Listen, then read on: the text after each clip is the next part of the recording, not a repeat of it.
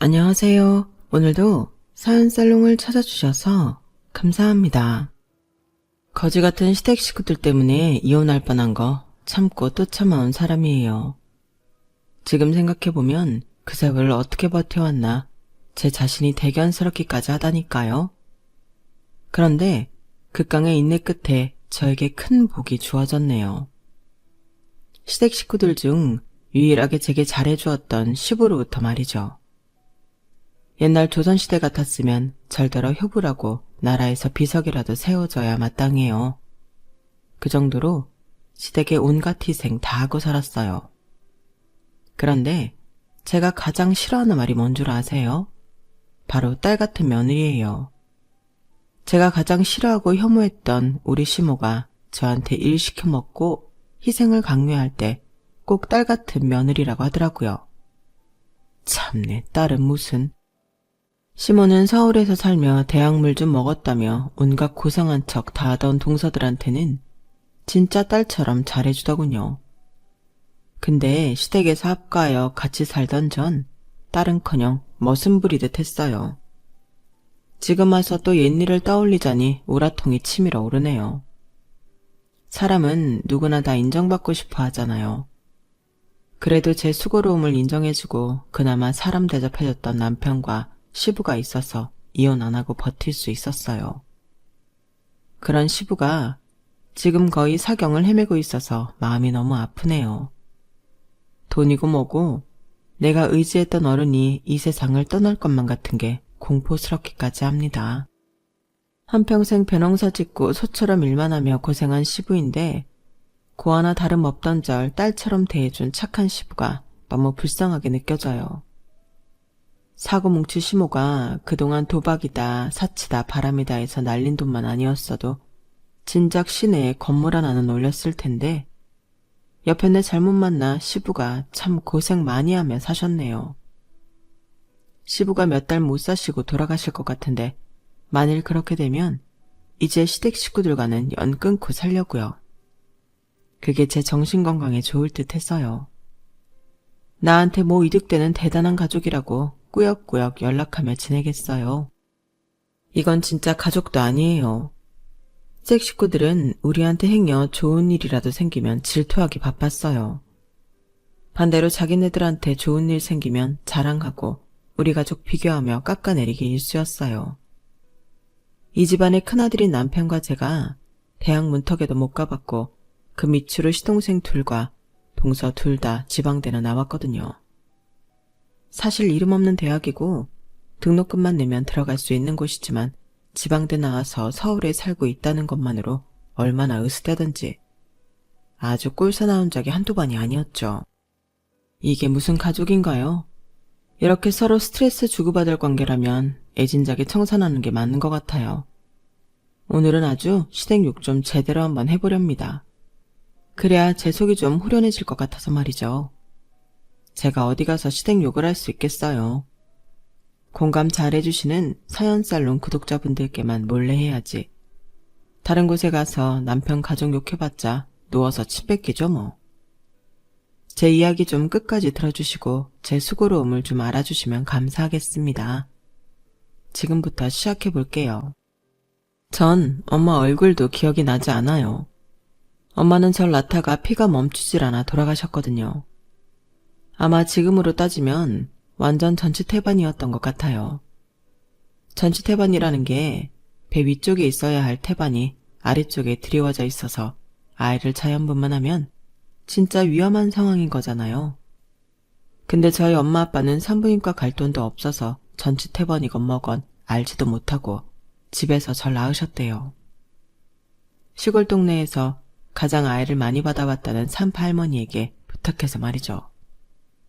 그런데 양동이에 가득 차고도 피가 멈추지 않았고 결국 엄마는 그 자리에서 돌아가시고 말았다고 해요. 산파 할머니도 할머니지만 우리 아빠도 참 바보 같았죠. 그런데 그때 당시는 전 국민 건강보험이 안 될 때라 병원비가 참 비쌌다고 해요. 제왕절개를 할 생각도 못했지만 그때 수술 비용도 그때 당시 돈으로 100만 원이었다고 하니 엄두도 못 냈겠죠. 진짜 찢어지게 가난한 집이었거든요. 참, 돈이 웬수죠. 그렇게 엄마는 저만 이 세상에 덩그러니 남겨두고 돌아가셨어요. 제게 남은 건 엄마의 미스때 사진 한 장뿐이에요. 현재 저보다도 훨씬 젊고 앳된 아가씨적 엄마 사진을 보면 마음이 참 짠합니다. 아빠는 그래도 참 선하고 성실한 분이었어요. 제가 아기 때는 앞집 할머니한테 절 맡겨놓고 일을 나가시곤 했다고 해요. 앞집 할머니도 중간에 돌아가셔서 초등학교 들어갈 때부터는 그냥 저 혼자 자취하듯 살았다고 해도 과언이 아니에요. 읍내 나가서 돈 버느라 하루 종일 얼굴 보기도 바쁜 아빠 탓에 항상 저 혼자 있었는데 그 모습을 옆집 아저씨가 보고는 너무 불쌍했나 봐요. 아저씨가 절 많이 챙겨주셨어요. 시골 기와집이라 마당에서 까치발 들고 보면 옆집이 훤히 보였거든요. 옆집은 벼농사를 꽤 크게 짓는 집이었는데 아저씨 아줌마와 아들 셋이 있는 가족이었죠. 전 거의 혼자 있었지만 옆집 가족들이 부럽진 않았어요. 왜냐고요? 옆집은 아줌마 아저씨가 맨날 싸우기 일쑤였고 착하디 착한 큰아들 빼고는 둘째, 셋째 아들은 성격이 아주 나빠 처먹었거든요.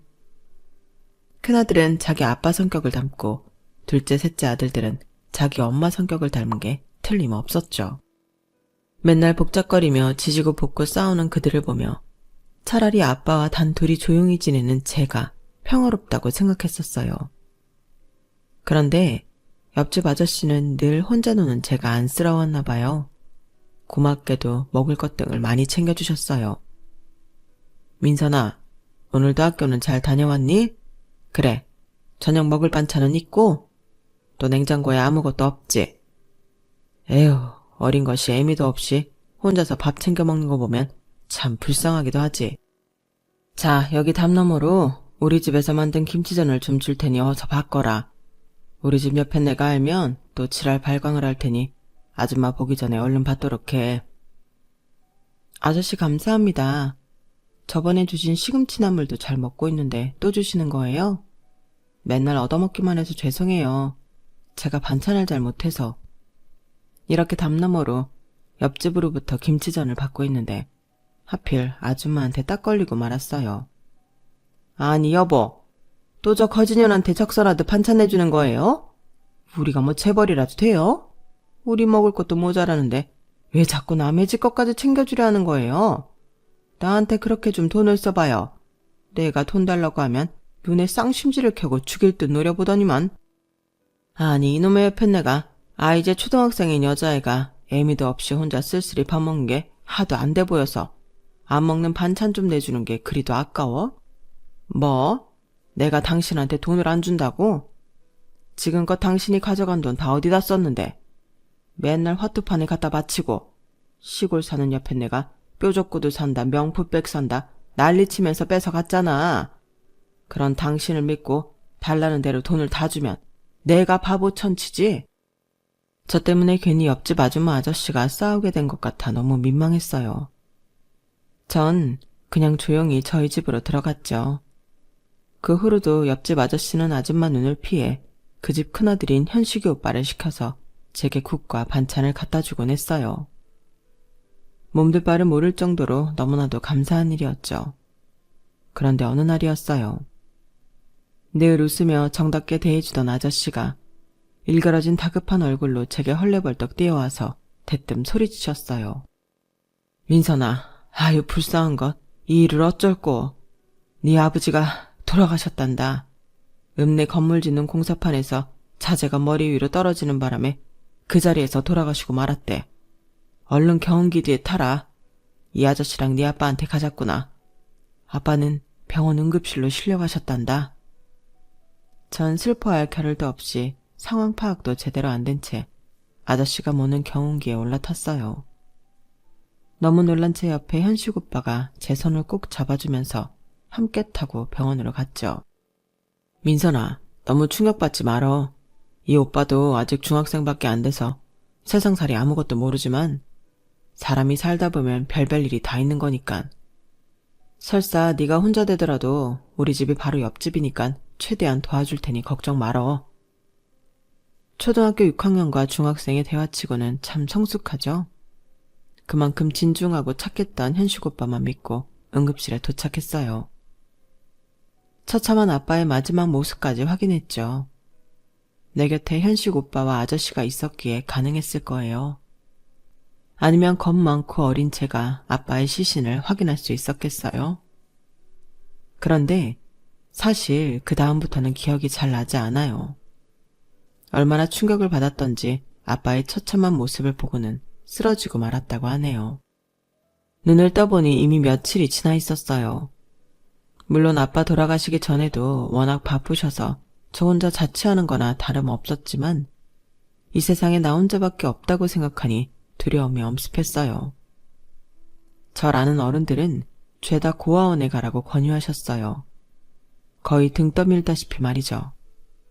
하지만 아빠와 함께 살던 이 집이 있는데 고아원에 들어가 모르는 사람들과 살긴 싫더라고요. 다행히 아빠가 알뜰살뜰 모아놓은 현금으로 최소한의 생활은 유지할 수 있었어요. 옆집 아저씨와 현식 오빠는 그 전보다 훨씬 더 자주 도움을 주셨어요. 그렇게 어찌저찌 시간은 흘러 중학생이 되고 옆집 아저씨와 아줌마가 싸우는 소리 속에 저에 관한 이야기가 들리더군요. 뭐? 저 고아가 된 저기 집애를 양녀로 들이자고요? 거지 같은 애를 왜 양녀로 들여서 우리 돈 들게 만들어요? 고아가 됐으면 순순히 고아원에나 들어갈 것이지. 뭐하러 혼자 버팅기게. 절대 안 돼요. 내 눈에 흙이 들어가기 전까진 절대로. 아, 우리 집에 아들만 셋이니 막내딸로 들이면 좀 좋아. 민선이도 워낙 착하고 하니 나중에 커서 우리한테 효도하지 않겠어. 아휴, 참 답답한 옆에 내 같으니라고. 아마 옆집 아저씨가 절 양녀로 들이려다가 아줌마의 반대에 부딪힌 것 같더라고요. 양녀는커녕 제게 침이나 안 뱉으면 다행인 아줌마였으니 그 아줌마의 양녀가 되긴 저도 싫더라고요. 다만 항상 마음을 써주시는 아저씨께는 참 감사했어요. 옆집에 살면서 제 경제 상황을 훤히 알았기에 하셨던 생각이었을 거예요. 아빠가 모아놓은 현금은 점점 바닥을 보이고 있었고 중학생이 된 저는 대체 무슨 일을 잡아서 돈을 어떻게 벌어야 하는지도 잘 몰라서 당황하고 있었거든요. 그래서 전 자퇴를 결심했어요. 현식 오빠에게만 살짝 제 자퇴 생각을 털어놓았는데 그게 옆집 아저씨 귀에 들어갔나 보더라고요. 아저씨는 절 불러 말씀하셨어요. 민선아, 너 중학교를 그만둘 생각을 하고 있다고? 그건 절대 안 된다. 대학은 몰라도 최소한 고등학교까지는 졸업해야지. 너 돈 때문에 그러지? 앞으로 학교 후 짬날 때마다 아저씨 벼농서 짓는 거 돕도록 해라. 그럼 내가 일삭슬 아주 두둑해 줄 테니 아마 그 돈으로 학교 다니며 생활할 수 있을 거야. 처음으로 단호하게 말씀하시는 아저씨의 말에 네 하고 대답할 수밖에 없었어요. 그 다음부터 정말 제가 벼농사를 도울 때면 용돈을 아주 두둑해 주셨어요. 그 돈으로 자퇴 안 하고 필요한 학용품까지 싸며 저 혼자 생활할 수 있었어요. 너무 감사한 일이었죠. 저와 몇 살 차이 안 나는 현식 오빠도 자기 아버지 농사일을 함께 도우고 있었어요. 덕분에 오빠와 붙어 있을 수 있는 시간이 길어졌고 자연스레 정이 들게 되었어요. 아저씨의 좋은 성품을 닮아 현식 오빠도 참 좋은 사람이었거든요. 공부에 취미가 없던 현식 오빠는 일찌감치 본인 아버지에게 본격적으로 농사일을 배우고 있었어요. 그 밑에 두 아들들은 벼농사 짓는 곳엔 얼씬도 하지 않더군요. 현식 오빠는 성인이 되어 군대에 갔고 그 동생들은 줄줄이 사탕처럼 지방대로 진학했어요. 그 집안에서 처음으로 대학생이 나왔다며 옆집 아줌마는 아주 기세가 등등하더군요. 어이, 우리 집 일꾼 민선아, 내 둘째 셋째 아들들이 무려 대학교에 입성한단다. 넌 대학 문터 구경이라도 해봤니? 하긴 중학교 중퇴하려던 걸 우리 이 집 양반이 구제해줘서 고등학교까지 겨우 나온 애한테 말해봤자 알아먹지도 못하지 뭐. 대학이라는 게 엄청난 거다 너. 제가 보기에 별로 좋은 대학도 아니었는데 대학에 대자만 들어가도 다 같은 곳인 줄 알았나 봐요. 아줌마는 막상 그 집안의 큰아들인 현식 오빠를 별로 챙기지 않았어요. 본인 남편을 쏙 빼닮아서 착한 게 오히려 마음에 들지 않았나 봐요. 아줌마 본인의 성품은 나빠 처먹었으니까 말이죠. 여튼 현식 오빠는 군대에 가기 전 제 마음을 송두리째 흔들어 놓고 갔어요. 늘 순둥순둥하며 우유부단한 줄로만 알았는데 카리스마 있을 때도 있긴 하더라고요. 민선아, 대한민국 남아로서 국방의 의무를 다하고 올 테니 어디 가지 말고 딱 기다려. 알았지? 갔다 오면 바로 결혼해서 우리 아버지 밑에서 벼농사 기술 익혀서 벌어먹고 살자. 내가 농사로 최대한 돈 벌 수 있도록 군대에서 잘 궁리해서 나올 테니까 앞으로 나만 믿고 살아가면 돼. 너도 나 좋잖아. 나도 너 좋으니까 아주 조금만, 진짜 조금만 기다려줘. 알았지? 이렇게 선포하고 저를 아주 꽉 껴안았어요. 제 심장이 터져버리는 줄 알았죠. 그 전까지 손 한 번 안 잡아본 사이였는데 결혼을 얘기하니 깜짝 놀라긴 했지만 사실 뛸 듯이 기뻤어요. 군대 정도야 10번이고 더 기다릴 수 있었어요. 날 다시 가족으로 받아준다는 현식 오빠가 있었으니까요. 약속대로 우리는 오빠가 제대하자마자 까까머리 상태로 결혼식을 올리고 저희 집에서 신혼생활을 시작했어요. 다 쓰러져가는 집이었지만 신혼이었기에 우리 둘 누울 공간만 있어도 행복했어요. 시댁과는 바로 옆집이었기에 거의 합가나 다름없었어요.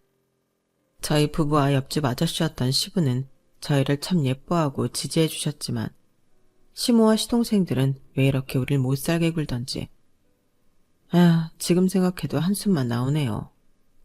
야 며느리야, 너 애기 늦게 가져라. 네가 우리 집 일꾼인데 애 낳고 애 본다는 핑계로 괜히 일 덜하고 그러면 우리 집 손해지. 네가 낳은 애가 뭐 이쁘길 하겠냐, 똑똑하길 하겠냐. 한 30 중반에나 하나 정도 낳든지 말든지. 아니 어머님, 무슨 말씀을 그리 기분 나쁘게 하세요. 저야 그렇다 치지만 왜 큰아들인 현식 오빠만 맨날 차별하면서 안 챙기시는 건데요. 그놈의 대학이 뭐길래 대학 나온 도련님들만 애지중지하시는 거예요, 참네. 아이는 저희가 알아서 가질게요. 우리가 뭐 이 집 노예예요? 얄미워. 저런 년을 며느리로 들이는 게 아니었는데. 전 결혼한 지 얼마 안 된 새댁이었어도 시댁 식구들과 옆집에 딱 붙어 계속 봐온 사이였기에 얄미운 시모한테도 할 말은 다 하고 살았어요. 그렇지 않아도 냉기가 흐르던 시모와의 사이가 더욱 악화되는 사건이 벌어지고 말았어요. 시모는 언제나 시댁 내의 최대 사고뭉치였어요. 일단 옆 동네 비닐하우스에서 벌어지던 화투판에 자주 들락날락거리며 집안의 돈을 다 퍼가곤 했어요. 그 사실이 발각될 때면 시부가 아주 시무를 쥐잡듯이 잡았지만 개벌은 난 못 주더군요. 아주 도박 중독이어서 자금이 다 떨어질 때면 시뻘개진 눈으로 돈 될 물건들을 찾기 일쑤였어요. 그러던 어느 날 시모가 제 물건에 손댄 걸 강력히 의심하게 된 사건이 있었죠. 어머님, 저희 아빠가 유일하게 제게 남겨준 금가락지 한 상 못 보셨어요? 제 서랍 속에 비단으로 감싸서 고이 모셔놨는데 통째로 없어졌네요. 혹시 저희 방 들어오셨어요? 야, 내가 너희 집에 들어간 적도 없는데 무슨 소리냐? 너 지금 이 시애미를 도둑년으로 몰아가는 거냐? 참네.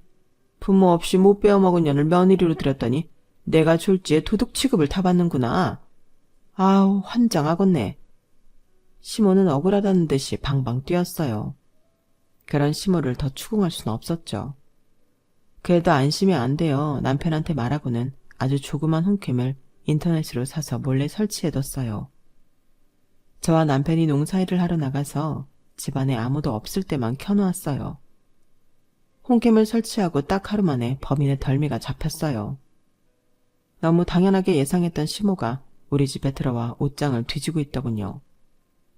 저와 남편이 벼농사 일에서 시부로부터 받은 현금을 모아놓은 돈통에 손을 대고 있었어요.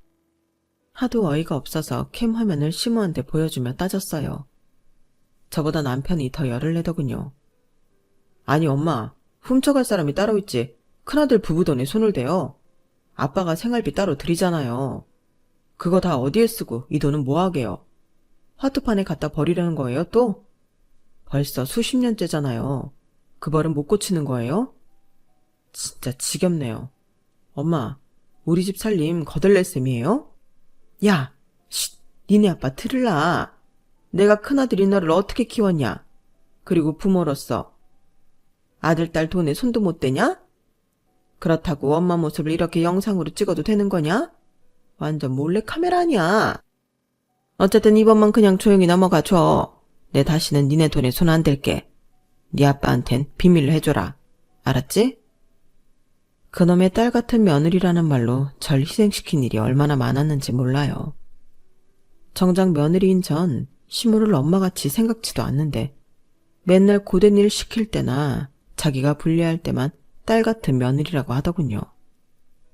지 엄마 닮아서 절 무시하고 사람 취급도 안 해주던 시동생들은 지방대 졸업 후 서울로 취업하겠다며 올라갔어요. 시댁에 시동생 둘이 사라지니 그나마 마음은 편하더군요. 역시 꼴 보기 싫은 사람은 안 보고 사는 게 상책인가 봐요. 그런데 취업 후 얼마 지나지 않아 시동생들이 빠르게 결혼을 하더라고요.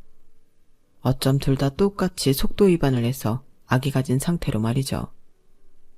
우리 시댁에 삼신할매가 세트로 아기를 점지해 주셨는지 저도 임신을 하게 됐어요. 며느리 셋이 비슷한 시기에 아기를 낳게 된 거죠. 시모는 대학 나온 동서들과 가방끈 짧은 저를 비료하며 저만 깎아내리기 바빴어요. 넌 뭐하러 아기 낳고 산후조리원 들어가려고 하니? 너 산부인과에서 딸이라고 했다며. 하나도 쓰잘데기 없는 딸 낳는 주제에 뭐? 2주에 99만 원짜리 산후조리원에 들어가? 게다가 너 닮았으면 뭐 머리도 안 좋을 텐데 낳아봤자 본전도 못 찾을 딸내미를 뭐하러 비싸게 낳냐? 산후조리원은 택도 없다. 어머님이나 저나 여자 아니에요? 우리는 태어날 가치도 없는 존재인가요? 요즘은 딸이 더 인기 많은 세상이에요. 무슨 조선시대 사세요? 그리고 2주에 99만 원은 진짜 전국 최저가 산후조리원이나 다름없다고요. 남편이 오케이한 상황인데 왜 굳이 못 가게 하시는 거예요? 동서들은 서울에서 380만 원짜리 400만 원짜리 조리원 들어간다는데 어머님도 다 아시고 동서들한테 조리 잘하라고 전화 넣으셨잖아요. 왜 저만 맨날 찬밥 신세냐고요. 야, 걔네들은 대학 나와서 서울에서 사는 애들인데 시골 촌뜨기 너랑 같냐? 잔말 말고 얼른 애 낳고 벼농사 일이나 도울 생각해라. 엄청 화나더라고요. 동서들이 명문대 나와서 좋은 곳에 취직한 것도 아니고 이름 없는 대학 나와서 서울에서 살며 전업주부하고 있었거든요. 임신한 몸으로 뼈 빠지게 벼농사 짓고 매일 고된 노동하며 돈 버는 제가 왜 그런 부당한 대우를 받아야 하는지 모르겠더라고요. 전 시모의 말 따위 무시하고 시부와 남편의 지지 속에 딸아이를 무사히 낳았고 조리원에서 2주간 조리도 마쳤어요. 99만 원짜리였기에 시설이 좋진 않았지만 그래도 아이 낳고 허리라도 펼 수 있는 유일한 시간이었죠. 시부는 어렸을 때부터 절 진짜 딸처럼 여겨준 분이었기에 며느리가 되고도 일을 많이 시키진 않았어요. 그런데 전 원래 책임감이 투철한 편이고 감사한 시부에게 뭔가 도움이 되고픈 저는 자진해서 벼농사에 열심이었죠.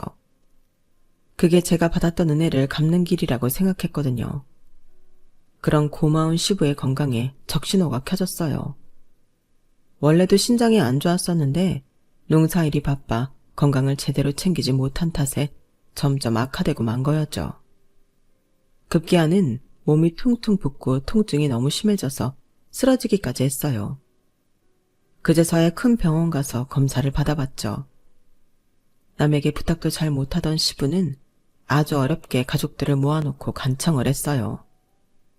얘들아, 내가 병원을 가봤더니 신장 이식을 하지 않고서는 내 건강이 많이 위험한가 보더라고. 정말 미안하지만 검사만이라도 한 번씩 받아봐 주겠니? 이런 부탁하기가 애비로서 참 면목이 없구나. 마치 뭐 죄지은 사람 마냥 부탁하는 시부의 모습이 애처로웠어요. 가족 모두는 자이든 타이든 다 신장 이식, 적합 여부 검사를 받았고 결과는 정말 공교로웠어요. 큰며느리인 저와 시동생 둘이 적합 판정을 받았죠. 시모는 본인이 부적합 판정을 받은 거에 대해 매우 안도하며 기뻐하더군요. 아, 말년에 남편한테 신장 뗄 뻔했네 그려? 얘 며느리야, 우리 둘째 셋째 아들들은 서울에서 큰일 해야 하니 별일 안 하는 네가 시아버지한테 신장 떼드려야 옳지 않겠니? 시모의 말 본새도 화딱지가 났는데 시동생들은 더하더군요. 형수, 우리 엄마 말이 백반천번 옳아요. 우린 직장 나가서 돈 벌어야 하잖아요. 괜히 우리 아빠한테 신장 떼줘서 나 어떻게 돼버리면 우리 가정은 파탄나는 거예요.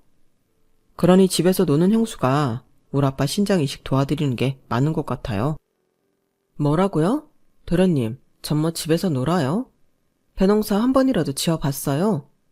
어렸을 때부터 자기 부모님 일 한 번도 도와드리지 않았잖아요. 난 뭐 명문대라도 갈 줄 알았더만 이름도 없는 대학 가고 중소기업 취직한 주제에 누가 보면 뭐 연봉이 한 1억은 되는 줄 알겠네요. 도련님네 가족만 중요하고 큰형 가족은 가족도 아니에요? 우리도 똑같이 애 낳고 난 벼농사 일까지 하고 있다고요. 왜 피 섞인 아들들이 신장 이식 안 해드리고 내가 해드려야 하는 건데요? 왜요? 전 너무 화가 나서 눈물이 다 나더라고요. 그 자리에 시부가 없었기에 다행이었지. 만일 이 대화를 들었다면 모두에게 실망했을 거예요. 특히 자기 아빠 심장 떼주기 싫다던 두 시동생들을 보면 어떤 기분이 들었을까요? 물론 시부는 시모한테 들어서 간접적으로 돌아가는 상황을 다 알고 있었을 거예요. 비참한 마음이었겠죠. 전 오기가 생겨서 저에게 신장 이식을 관여하는 시댁 식구들만 생각하면 절대 해주고 싶지 않았어요.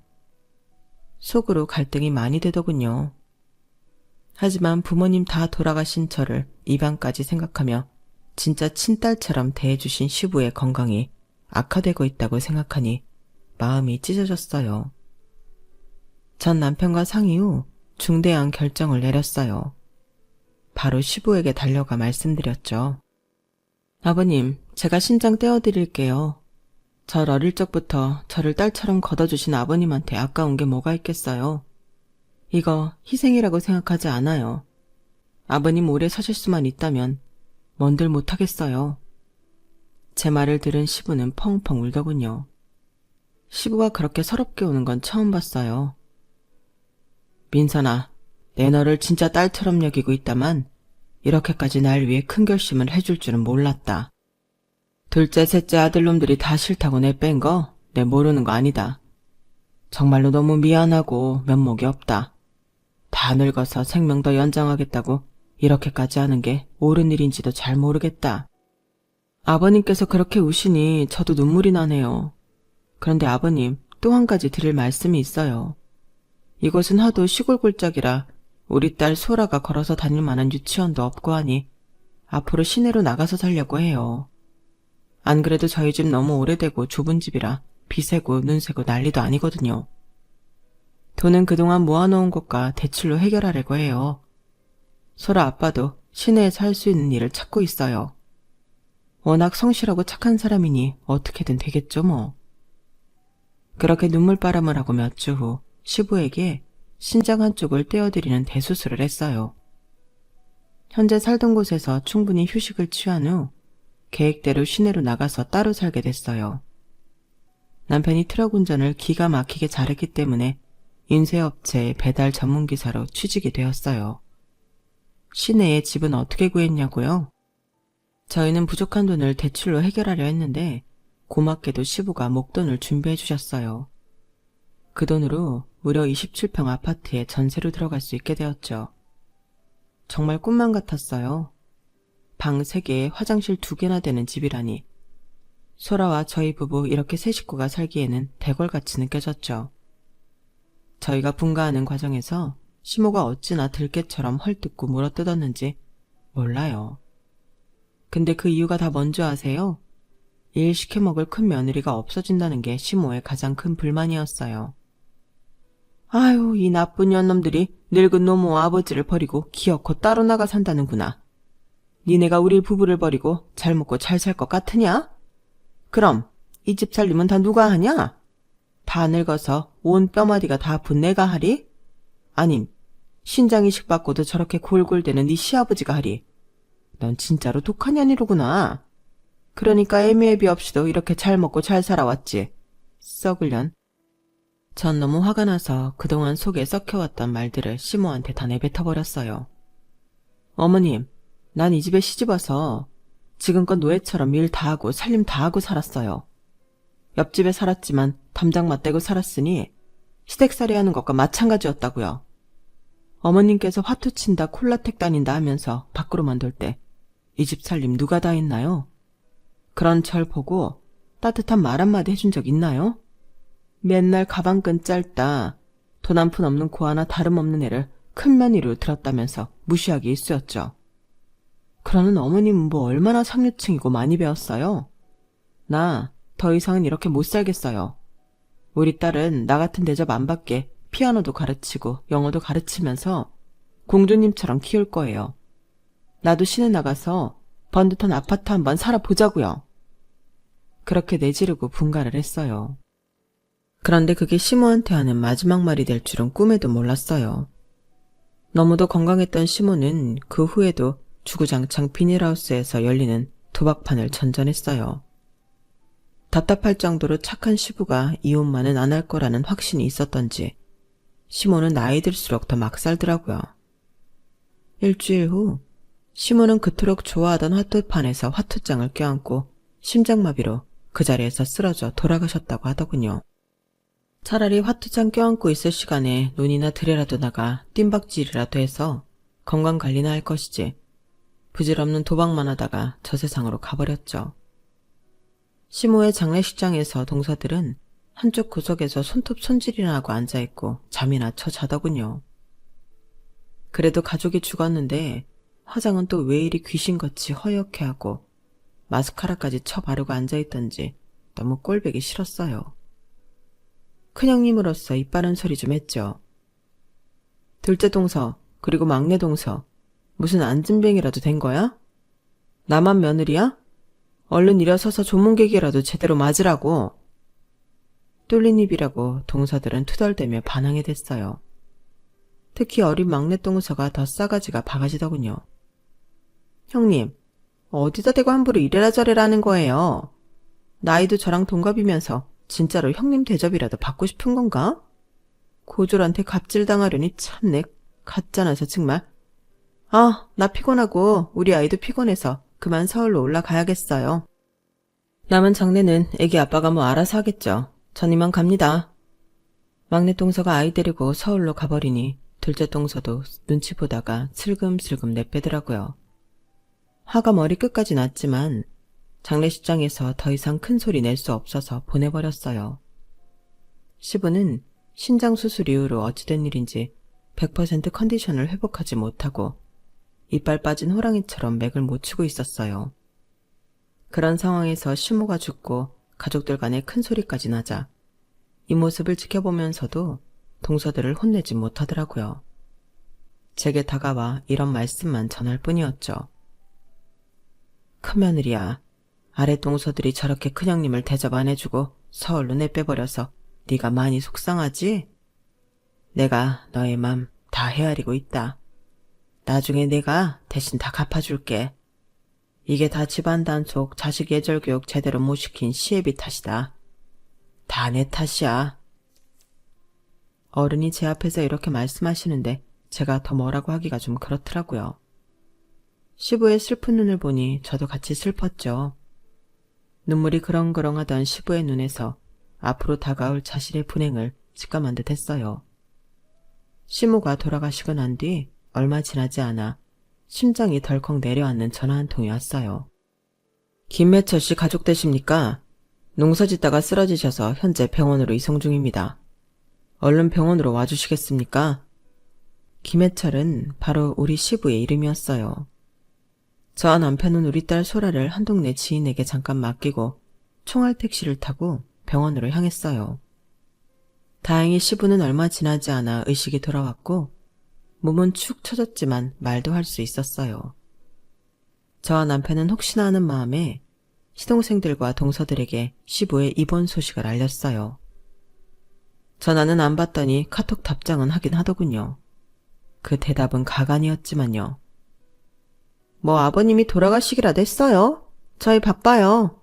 형님은 서울 안 살아봐서 잘 모르겠지만 서울살이가 얼마나 바쁜지 눈코 뜰 새 없다고요. 아버님 죽으면 장례식에서나 불러주세요. 정말 어이없는 답장이죠. 시동생이나 동서나 싸가지 없는 사람들끼리 결혼한 게 틀림없더군요. 하긴 그러니 자기 아버지 신장으로 죽을 고비 넘기고 있을 때도 신장 못 떼어주겠다고 저에게 떠밀었겠죠. 하여튼 사람이 아닌 족속들이었어요. 저와 남편이 열받아서 씩씩대고 있을 때 시부가 저희 부부를 조용히 불렀어요. 내가 네 엄마 죽고 논이며 밭이며 싹 다 정리하고 소일거리로 벼농사 지을 땅만 남겨놓은 거다. 이젠 그마저도 지을 힘이 없어 쓰러지고 말았구나. 네 엄마가 살아생전에 화투판에 얼마를 갖다 바쳤는지 대충 알지? 그 옆에 내는 당최 믿을 구석이 없는 여자였어. 내가 네 엄마 모르게 모아놓은 돈이 꽤 많다. 우리 시골 동네에서 나보다 일찍 논에 나오는 사람 없었고 나보다 늦게까지 일하는 사람 없었다. 한평생을 그만큼 성실하게 살았어. 자, 바꿔라. 이 돈이 그 대가다. 다 니네 부부 거야. 난 세련된 사람이 아니라 투자도 할 줄 모르고 통장에 넣을 줄도 잘 몰라서 그냥 무식하게 현금으로 갖고 있었지. 아까 앞집 김씨 아저씨한테 부탁해서 이 돈 다 갖고 왔다. 5만 원짜리 몇 장인지 한번 세어봐라. 시부에 짐이 든 여행 가방인 줄로만 알았던 트렁크를 열어보라고 손짓하시더군요. 병원 침대 옆에 있던 크디큰 트렁크를 열어서 펼쳐보았죠. 마치 보물상자를 여는 기분이었어요. 펼쳤더니 5만 원권 다발이 후두둑 쏟아졌어요. 아버님, 이거 다 진짜 돈이에요? 세상에, 이 돈이 다 얼마예요? 저희 보고 이걸 다 쓰라고요? 이거 다 저희 거라고요? 무섭네요. 너무 많은 돈이라서. 시부는 껄껄 웃으며 얼른 세보라고 재촉했어요. 저희 부부는 어리벙벙한 표정으로 그 돈을 찬찬히 다 세어봤어요.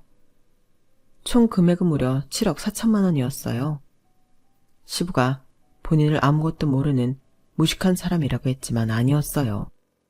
정부에서 농촌에 기술과 판로 개척을 위한 지원을 많이 해줬는데 꼼꼼하게 다 듣고는 그대로 적용해서 벌어들인 수익이 엄청났더군요. 시부가 맨날 돈 없다고 했던 건 다 시모가 도박판에 가져갈까봐 숨겼던 거였어요. 시부는 웃으면서 저희에게 한 가지 일을 시켰어요. 민서나 현씨가 이제 니네를 괴롭히고 깔봤던 네 동생네 애들을 골려줄 시간이 왔구나. 자, 이 돈을 다 펼쳐서 내 병실 침대에 쫙 깔고 사진 찍어 걔들한테 다 전송해라. 다들 아마 1시간 안에 도착할 거다. 전 시부가 시키는 그대로 다 했어요. 동서들한테 카톡으로 사진 딱 한 장을 보냈죠. 그랬더니 시부가 말한 대로 두 팀 다 1시간 안에 병실에 도착하더군요. 맨발에 쓰레빠 신고 말이죠. 형님, 이 돈 다 뭐예요? 이 돈들 다 어디서 난 거냐고요? 5만 원 뭉치가 왜 이렇게 많아요? 이거 다 누구 거예요? 이 돈? 돈 사진 보냈더니 바로 튀어온 거야? 대단한 애들. 그동안 맨날 서울에서 여기까지 오래 걸린다고 코빼기도 안 비치더니 그나저나 이 돈이 얼마인지 궁금하지? 총 7억 4천만 원이더라고. 아버님께서 이 돈 우리 부부 다 가지래. 부럽지? 7억 4천이요? 이 돈을 다 아주버님네만 주신다고요? 아버님, 어떻게 이러실 수가 있어요. 저희도 다 같은 자식이잖아요. 저희는 심지어 대학까지 나오고 서울 사는 자식들인데 성공하면 누가 더 성공하겠어요? 당연히 저희들 아니겠어요? 될 놈을 밀어주셔야죠. 그러자 시부는 없는 기운에 화를 버럭 냈어요. 뭐? 될 놈들을 믿어달라고? 확 벼랑 끝에서 밀어버릴라. 하나뿐인 애비한테 신장 떼주기 싫다고 도망친 놈들이 이제 와서 뭐? 에라이 돼줄 놈들 썩 꺼져버려. 난 앞으로 큰아들 내외만 자식으로 알고 남은 인생 살겠다. 동서들은 큰소리 작전이 안 먹히자 머리를 조아리며 빌다시피 하더군요. 그놈의 돈 때문에 말이죠. 형님, 저희 부부 좀 살려주세요. 저희가 그동안 너무 버릇없게 굴었죠? 다 용서하시고 저희 빚이 4억 넘어요. 괜히 서울살이 한다고 영끌에서 아파트 샀다가 대출이자 감당 못해서 저희 다 죽게 생겼어요. 사람 하나 살리는 셈 치고 딱 1억만이라도 어떻게 안 될까요? 제발요. 심지어 울기까지 하는데 악어의 눈물같이 느껴졌어요. 동정심이 단 1%도 안 생겼죠. 됐어. 아버님 컨디션 안 좋으니 얼른 서울로 다 꺼져버려. 이제 우리 부부도 아버님만 가족으로 생각하고 살 거야. 우리 이만 영 끊고 평생 보지 말고 살자고. 자자, 얼른 나가. 우리 서로 꿈에서도 보지 말자고. 동서들과 시동생들이 울며불며 우리 부부와 시부에게 번갈아가며 매달렸지만 걷어차버렸어요. 속이 다 시원하더군요. 그렇게 길고 긴 시댁 식구들과의 인연은 끝이 났어요. 저희 부부는 재테크도 잘 모르고 근검절약이 몸에 배어있는 사람들이라 아직 그 돈을 펑펑 써보지 못하고 통장에 고스란히 남겨놓았어요. 앞으로 차차 어떻게 하면 최대한 잘 쓸 수 있을지 궁리해보려고요. 딱 한 가지 걱정은 시부가 건강이 너무 안 좋아지셔서 저희 곁을 빨리 떠나버릴까봐 두렵다는 거예요. 아무것도 없는 절 친딸처럼 지금껏 키워주신 시부가 최대한 오래 사실 수 있는 궁리 먼저 해봐야겠습니다. 이 정도면 저 효부 맞죠? 우리 집 앞에 효부상이라도 하나 세워줘야 할 정도로 시댁에 충성하고 살았네요. 그렇게 살아온 제 인생이 잘한 건지 바보 같았던 건지 사연살롱 구독자분들께서 한번 판단해 주세요. 지금껏 긴 글 읽어주셔서 감사해요. 모두들 복 많이 받으시고 건강하시길 바랍니다. 건강이 최고죠 뭐. 여러분, 사연 댓글에 응원과 현명한 조언 부탁드려요. 좋아요와 구독은 저에게 큰 힘이 됩니다. 오늘도 좋은 일 가득하세요.